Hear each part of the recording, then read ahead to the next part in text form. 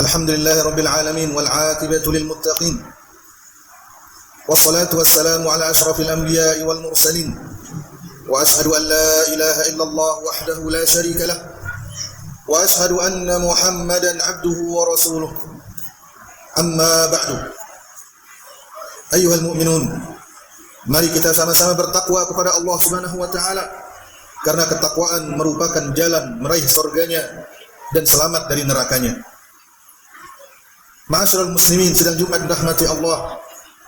Sesungguhnya bangsa Yahudi, semoga Allah Subhanahu wa taala melaknat mereka. Mereka telah melampaui batas di bumi Palestina.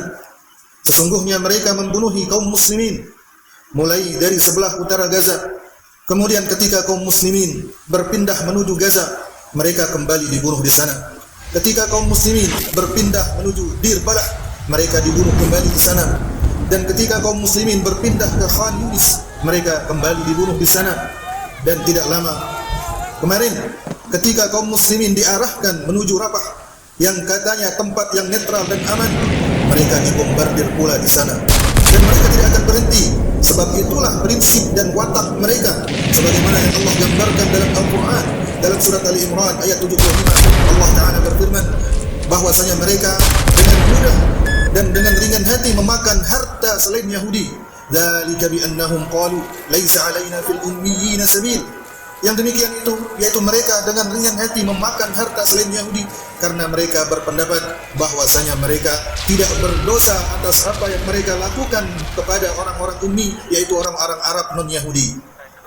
Dan Allah Subhanahu wa taala membantah mereka dengan berfirman, "Wa yaquluna 'ala Allahil kadhiba wa hum ya'lamun." Sungguh orang-orang Yahudi ini berdusta atas nama Allah. Tidak ada dalam agama Allah ajaran seperti itu, dan mereka tahu bahwa itu adalah dusta.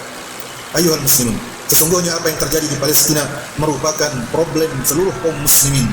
Rasulullah sallallahu alaihi wasallam bersabda, "Matsalul mu'minina fi tawaddihim wa tarahumihim wa ta'atufihim, matsalul jasad idza ishtaka minhu 'udwun tada'a lahu sa'irul jasadi bis-sahari wal humma." Rasulullah SAW bersabda, perumpamaan orang-orang yang beriman itu ketika mereka saling cintai, saling kasihi, saling lemah lembut sesama mereka, itu seperti satu badan. Jika satu anggota badan tersebut mengeluh sakit, maka seluruh badan tidak akan bisa tidur di malam hari dan akan merasakan panas meriang. Namun, solidaritas ini wajib dibangun di atas asas atau pondasi agama.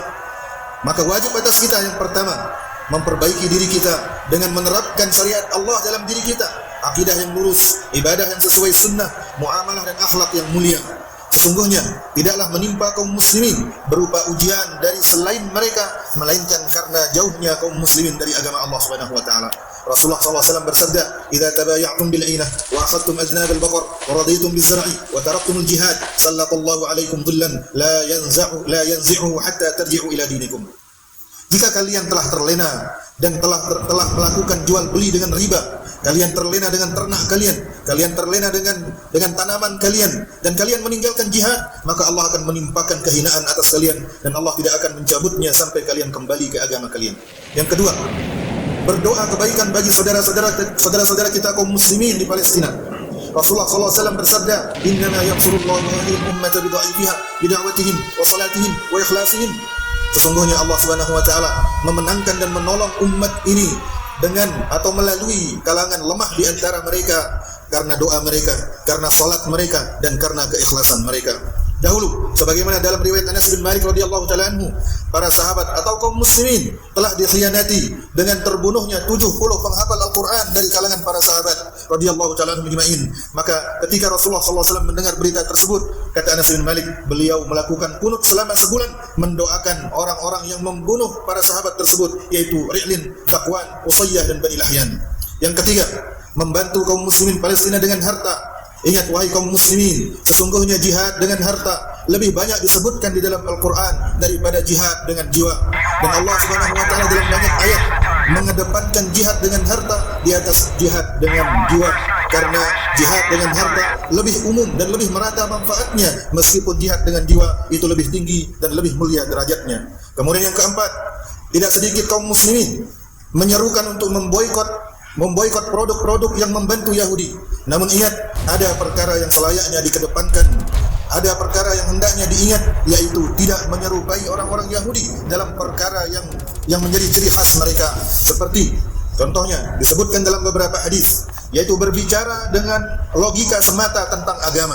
Rasulullah SAW bersabda dalam riwayat Ibnu Majah, "Lam yazal amru bani Israil mu'tadilan hatta nasha'a fihimul muwalladun abna'u sabayil umam faqalu birra'yi fadallu adallu." Perkara Bani Israel senantiasa lurus istiqamah sampai tumbuh di tengah mereka keturunan-keturunan budak-budak mereka dari selain Yahudi, selain Bani Israel, dan keturunan-keturunan ini mulai berbicara dengan logika mereka tanpa ilmu, akhirnya mereka sesat dan menyesatkan. Kemudian menjadikan kubur sebagai masjid, sebagaimana dalam riwayat Bukhari dan Muslim, Rasulullah SAW bersabda, "Ulaika qaumun idza mata bihimul 'abdus salih aw ar-rajulus salih banaw 'ala qabrihi masjidan wa sawwaru fihi tilka as-suwar, ulaika syirarul khalqi 'inda Allah." Orang-orang ini yaitu ahli kitab, jika meninggal di kalangan mereka orang saleh, maka mereka membangun di atas kuburnya masjid, mereka membuat gambar-gambar. Mereka adalah seburuk-buruk makhluk di sisi Allah Subhanahu wa taala. Kemudian melakukan tipu muslihat untuk menghalalkan yang haram dan mengharamkan yang halal. Rasulullah SAW bersabda, "Qatalallahu al-yahud, inna Allah lamma harrama shuhumaha jamaluhu thumma ba'uhu fa akalu thamanahu." Allah melaknat orang-orang Yahudi. Allah mengharamkan bagi mereka lemak daging.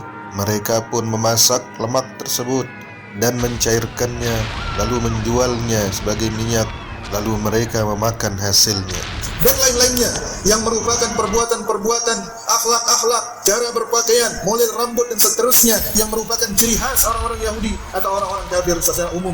Rasulullah SAW bersabda, "Man tashabbaha biqaumin fahuwa minhum." Barang siapa yang menyerupai satu kaum, maka dia termasuk dari kalangan mereka dari segi dosanya. Hadis riwayat Ahmad dan Abu Dawud. Wassallallahu ala nabiyina Muhammad wa ala alihi wa sahbihi wasallam.